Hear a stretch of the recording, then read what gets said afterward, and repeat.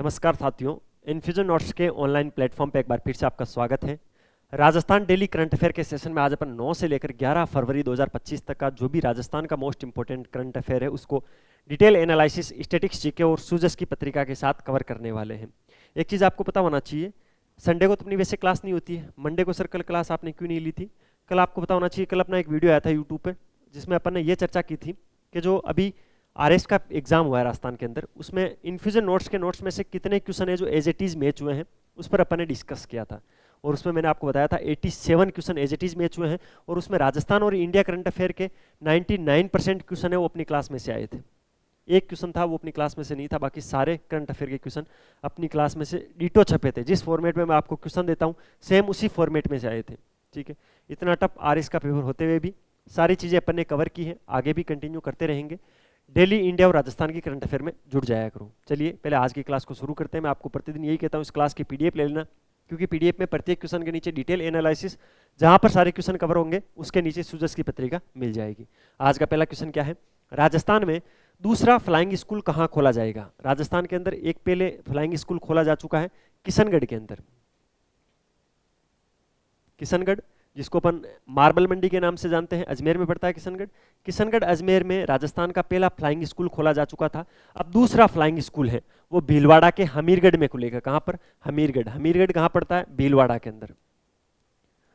दोनों फैक्ट याद रखने हैं। राजस्थान का पहला फ्लाइंग स्कूल पूछ ले तो आपको बताना है किशनगढ़ अजमेर। राजस्थान का दूसरा फ्लाइंग स्कूल आपसे पूछ ले तो हमीरगढ़ भीलवाड़ा के अंदर खुलेगा। ये चीज आपको ध्यान रखनी है।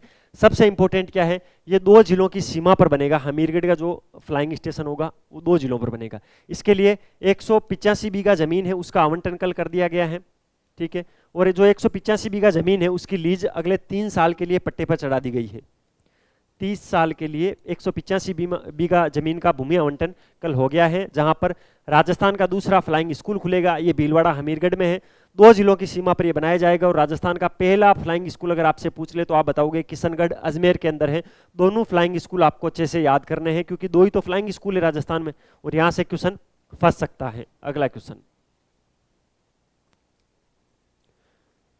हाल ही में 3 फरवरी को राजस्थान विधानसभा में अवैध धर्मांतरण विरोधी विधेयक किसने पेश किया?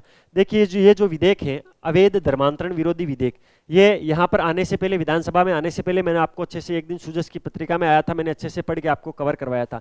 उसमें मैंने आपको क्या क्या बताया था? अगर किसी को अवैध रूप से जबरन तरीके से धर्म स्थानांतरण करने के लिए फोर्स करता है या धर्म स्थानांतरण करवाता है तो उसको 10 साल तक की कैद या 50,000 रुपए तक का जुर्माना लग सकता है। कितना? 50,000 रुपए का जुर्माना लग सकता है भाई, या 10 साल की जेल हो सकती है। यह चीज पहले ही अपन को क्लियर हो गई थी। अब इस विधेयक को राजस्थान की विधानसभा के पटल पर रख दिया गया है। यह किसने रखा है आपसे ये पूछा है तो अभी वर्तमान में स्वास्थ्य मंत्री है गजेंद्र सिंह खींवसर, उन्होंने इस विधेयक को रखा है। किसने? गजेंद्र सिंह खींवसर, जो कि वर्तमान में राजस्थान के स्वास्थ्य मंत्री है, उन्होंने अवैध धर्मांतरण विरोधी विधेयक को विधानसभा में पेश किया है। अवैध रूप से अगर कोई धर्म परिवर्तन करवाता हुआ पकड़ा गया तो उसको 10 साल की सजा या 50,000 रुपए का जुर्माना हो सकता है। ठीक है, इसके अलावा इसके अंदर एक चीज और लिखी गई थी, इस अपराध को, किस अपराध को? ये जो धर्मांतरण विरोधी अपराध है या कोई धर्म को अगर फोर्स करके धर्म स्थानांतरण करवाता है तो इसको अपराध तो माना ही जाएगा, लेकिन इसको संज्ञेय और गैर जमानती अपराध माना जाएगा। कौन सा? संज्ञेय और गैर जमानती अपराध है ये।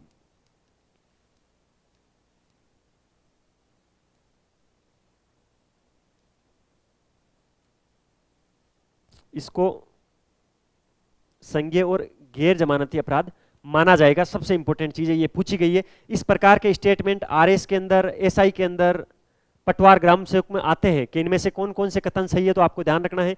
ये जो विधेयक है, ये जो अपराध है, इसको संज्ञेय और गैर जमानती अपराध में रखा गया। 50,000 रुपए का जुर्माना है, 10 साल तक की जेल हो सकती है। और विधानसभा में रखा है स्वास्थ्य मंत्री गजेंद्र सिंह खींवसर ने। ठीक है, इसके अंदर एक चीज ये भी कही गई है, अगर कोई खुद की इच्छा से धर्म परिवर्तन करना चाहता है तो उसे कम से कम 60 दिन पहले जिला अधिकारी को सूचना देनी होगी, एक हलफनामा देना होगा। कितने? 60 दिन पहले।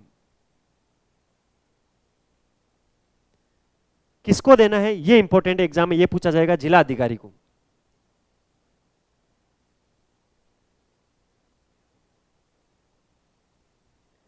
क्या देना होगा? हलफनामा देना होगा।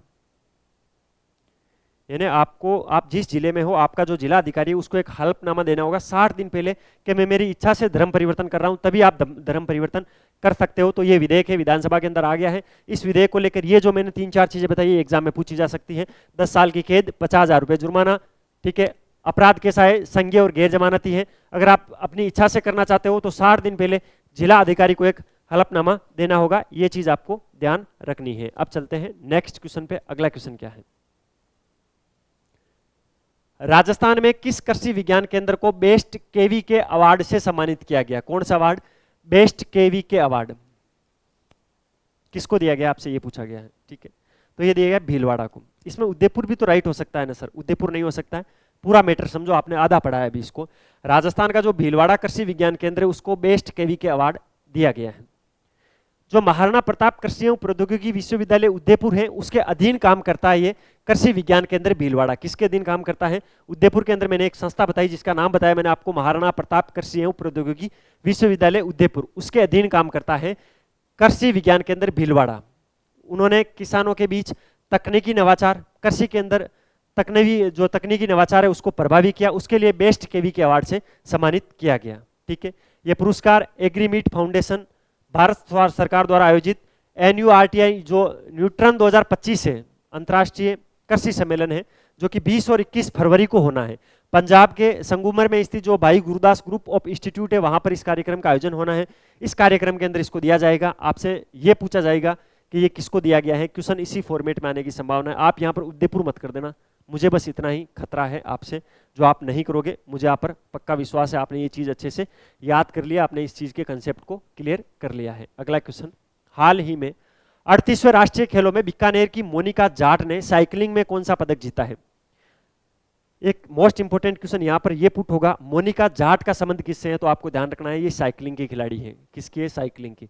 अभी 38वें राष्ट्रीय खेल चल रहे हैं RS के अंदर, RS प्री के अंदर ये क्वेश्चन पूछा था। इसके अंदर एक कथन का क्वेश्चन आया था जिसके अंदर उत्तराखंड के अंदर आयोजित हो रहे हैं, मैंने आपको 10 बार बता दिए हैं। आज के जो इंडिया करंट अफेयर की क्लास है तुरंत उसको जाके देख लेना, उसके अंदर इसके बारे में इसकी मैंने पूरी टेली बताई है, किसने किसमें पदक जीता है। अभी ये चलेगा, अभी कब तक चलेगा ये, इसकी एग्जैक्ट डेट है 14 फरवरी तक ये चलेगा। कब तक? 14 फरवरी। 14 फरवरी को क्या आता है? वैलेंटाइन डे आता है, तो वैलेंटाइन डे तक ये चलने वाला है। शुरू कब हुआ था ये? 28 जनवरी को ये शुरू हुआ था। 28 जनवरी से लेकर 14 फरवरी के मध्य उत्तराखंड के अंदर 38वें राष्ट्रीय खेल आयोजित हो रहे हैं, जिसके अंदर बीकानेर से मोनिका जाट है, उन्होंने साइकिलिंग में सिल्वर मेडल जीता है। राजस्थान से एकमात्र पदक आया है, तो ऑप्शन नंबर 1 इसके अंदर राइट ऑप्शन है, बीकानेर की मोनिका जाट। साइकिलिंग में राजस्थान को पहला मेडल इन्होंने दिलवा दिया है। 38वें राष्ट्रीय खेलों में इन्होंने शानदार प्रदर्शन किया है, ठीक है। इवेंट पूछ ले तो साइकिलिंग की जो व्यक्तिगत श्रेणी की 30 किलोमीटर की टाइम ट्रायल है उसके अंदर इन्होंने ये पदक जीता है, ठीक है। उत्तराखंड के अंदर, उत्तराखंड के देहरादून के अंदर आयोजित हो रहे हैं। 28 जनवरी से लेकर 14 फरवरी तक इसका आयोजन चलेगा। ये चीजें आपको ध्यान रखनी है। अगला क्वेश्चन क्या कहता है, ये क्वेश्चन भी बड़ा ही इंपॉर्टेंट है भाई। नई वंदे भारत ट्रेनें हैं, वो 2 नई वंदे भारत ट्रेनें हैं, उनका उद्घाटन राजस्थान में होने वाला है। राजस्थान में कितनी नई वंदे भारत ट्रेन है, उनकी सौगात मिलेगी? तो 2 राइट ऑप्शन है, 5 क्यों बोल्ड कर रखा है? गलत है ये, 1 भी गलत, 3 भी गलत, 2 इसके अंदर राइट ऑप्शन है। राजस्थान में 2 वंदे भारत नई ट्रेनों की सौगात मिली है। ये ट्रेन कहाँ से कहाँ तक चलेगी? एक तो जयपुर से जोधपुर चलेगी, अभी हाईकोर्ट चलती है जयपुर से जोधपुर सबसे अच्छी ट्रेन, जो सुबह लगभग अर्ली मॉर्निंग आती है और शाम को वापस जाती है, ठीक है, जोधपुर में। तो वापस एक जयपुर और जोधपुर के मध्य एक नई वंदे भारत ट्रेन, एक उदयपुर से अहमदाबाद के बीच में संचालित होगी। दोनों ट्रेनें हैं। इस बार केंद्र सरकार ने जो बजट पेश किया था उसके अंदर राजस्थान को 9,960 करोड़ रुपए का रेल बजट आवंटित हुआ था। 9,960 करोड़ रुपए राजस्थान को मिले थे केंद्रीय बजट में ट्रेनों को लेकर। 2 नई वंदे भारत ट्रेनें हैं, एक जयपुर से जोधपुर चलेगी, दूसरी उदयपुर से लेकर अहमदाबाद के मध्य चलेगी, ठीक है। इस महीने के अंत में या अगला महीने के पहला जो सप्ताह होगा उसके अंदर जयपुर से जोधपुर और उदयपुर से अहमदाबाद के मध्य ये दोनों ट्रेनें संचालित भी हो जाएगी, तो ये इंपॉर्टेंट है। अब संचालित भी तुरंत हो रही है तो आप याद कर ही लोगे, ठीक है। ऐसे याद कर लेना, कभी यार जोधपुर जाना हो, कभी अहमदाबाद जाना हो तो उदयपुर से अहमदाबाद या अहमदाबाद से उदयपुर आना हो तो अब वंदे भारत ट्रेन में ही आना है आपको, ठीक है, क्योंकि 2 नई वंदे भारत ट्रेनें राजस्थान के अंदर चलने लगी है। डिजिटल सखी नवाचार व महिला सशक्तिकरण प्रोजेक्ट के लिए किस जिले के कलेक्टर को अभिषेक सुराणा को स्कोच अवार्ड 2024 दिया गया?